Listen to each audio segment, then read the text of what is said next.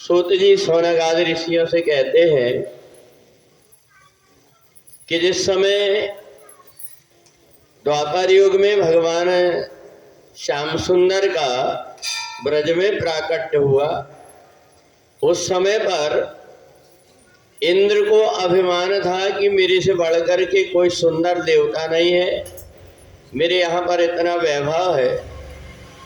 तो इंद्र के अभिमान को चूर करने के लिए भगवान ने एक लीला रची। इंद्र की पूजा बंद करा करके भगवान ने गोवर्धन की पूजा कराने का मन में विचार किया। सब नंद उपनंद धरानंद सतानंद इनसे चर्चा किए कि ये बताइए कि दीपावली के दूसरे दिन हम लोग जैसे इंद्र की पूजा करते हैं तो हमारे कुल देवता गिरिराज भगवान उनकी पूजा क्यों न करें।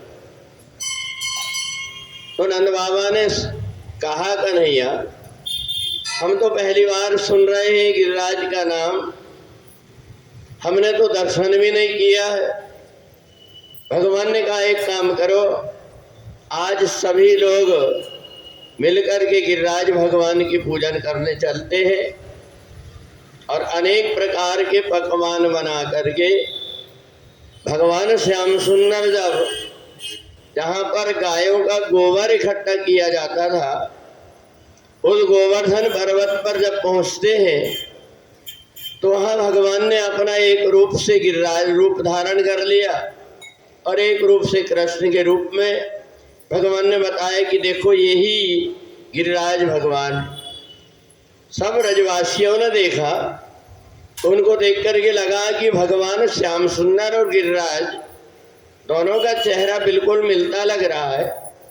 दोनों के रूप देख करके बड़े आश्चर्य में हुए और ब्रजवासियों को आश्चर्य तब और ज्यादा हुआ, जो भी भगवान को भोग लगाने जाता भगवान मुंह खोल देते और उन्हीं के मुख में ले करके ग्वाल बाल भोग लगाते और भगवान अपने हाथ से गिरिराज उनको प्रसाद देते।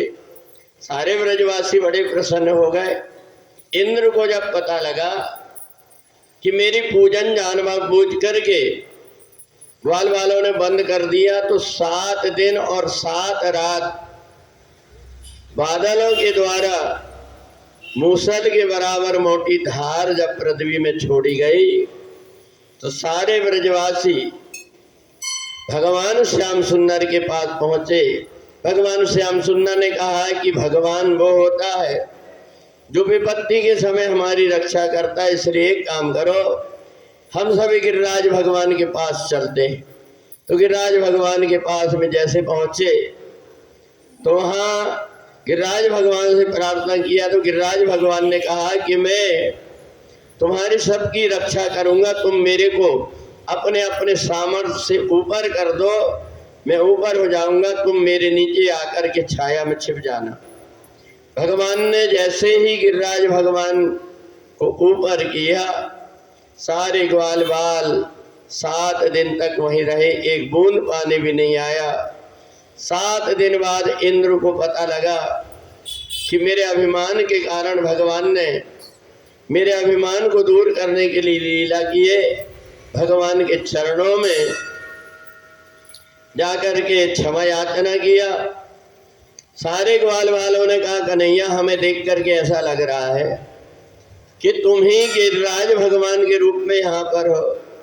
भगवान ने कहा, ग्वाल वालों जैसे तुम लोगों को मेरे साथ में आनंद प्राप्त हुआ, ऐसे यहाँ पर आने वाले मेरे भक्त लोग मेरे को जब यहाँ नहीं पाएंगे तो एक रूप से मैं गिरिराज में यहीं पर निवास करूँगा। जो भी आकर के दर्शन करेगा, पूजन करेगा, परिक्रमा करेगा, उसको मेरी पूजन का लाभ प्राप्त होगा। तो इसलिए दीपावली के दूसरे दिन हम लोग भगवान गिरिराज की पूजन करते हैं। यहाँ भी भगवान गिरिराज का प्रतीक बना करके भगवान गिरिराज की मूर्ति वहाँ पर रख करके हम लोग दोपहर में पूजन करेंगे। आप लोग भी आकर के भगवान गिरिराज का दर्शन करके परिक्रमा करें। बोली गिरिराज भगवान की जय।